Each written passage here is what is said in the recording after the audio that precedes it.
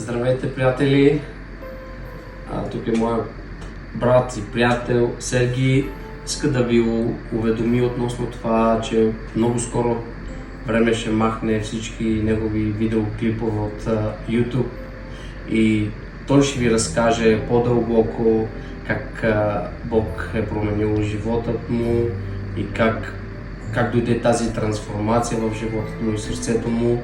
И така че бъдете в очакване за неговото дълбоко и огромно свидетелство от Господа. Братко, би ли ни казал накратко относно трансформацията, която Бог е направил в живота ти?